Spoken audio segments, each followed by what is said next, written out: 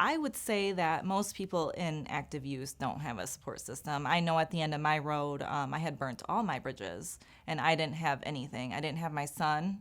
I didn't have nothing. Nothing could make me stop using, nothing. My mom died. I missed her funeral. Nothing could make me stop using. But you just come to that point in the road where it's either death, prison, or you get sober. I never ever thought, and I never woke up one day wanting to be an addict.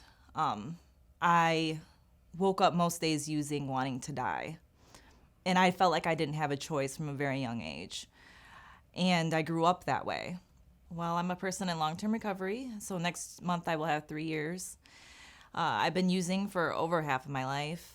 I didn't think that I would live a life without drugs. I just didn't think that was possible, or without, something to cope with. That was my coping skill. So when I was backed up in the corner and everything got really real and I didn't have anybody anymore, Family Services helped me set up to go to a rehab. And when I went to the rehab, I was still kind of white knuckling it. I didn't know if I would actually planned on staying sober at that point. When I got out, I had my first appointment with Family Services, follow-up and therapy. And I was still really, really nervous. I was still full of shame and guilt and fear. I didn't know what it was going to be like when I walked back in because I had been there before. And, I was just full of shame. And I was greeted nothing but with open arms and unconditional love. And I needed that at that moment. I needed that unconditional love so I could figure out how to love me.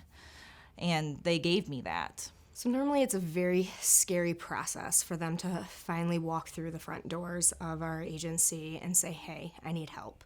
I can't do this alone. So what we try to do is make sure that we're walking beside them and trying to support them through the process. So we do a service called Open Access, which means they can come in Monday through Thursday anytime and just kind of walk through the doors and initiate that when they're ready, instead of having a first appointment that they have to attend. They just get to control that.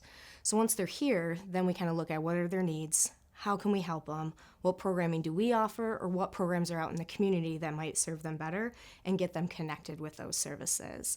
But typically the first step is just that initial walk through the door, and then they're meeting with our case management team to kind of look at, again, what are those immediate needs right now that are barriers to them accessing treatment, and trying to take care of those. What I see is that kind of having that hands-on approach and allowing them to control when they can walk through the front door, it allows them to feel a little bit more in the driver's seat of treatment, and that they're able to do it on their terms.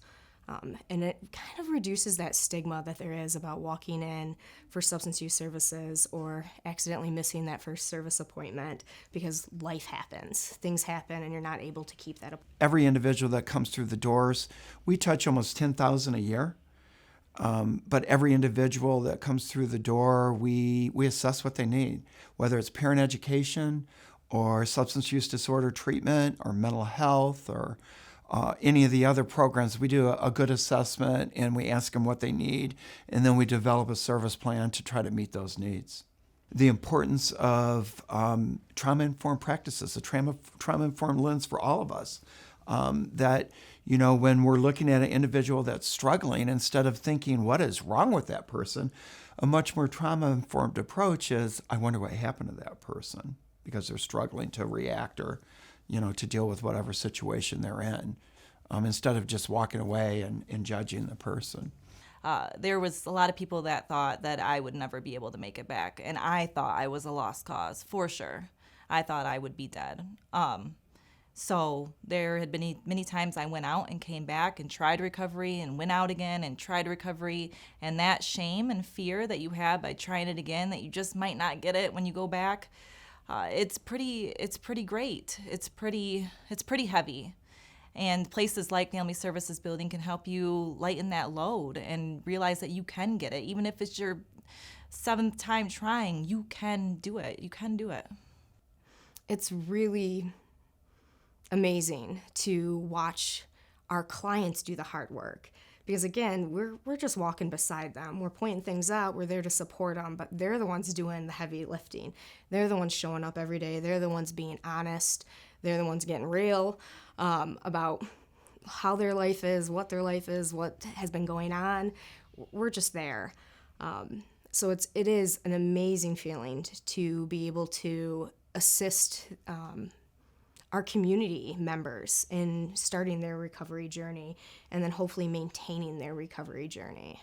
So I think for us, that's what it is. It's just being able to watch our community start that recovery process and then maintain their recovery.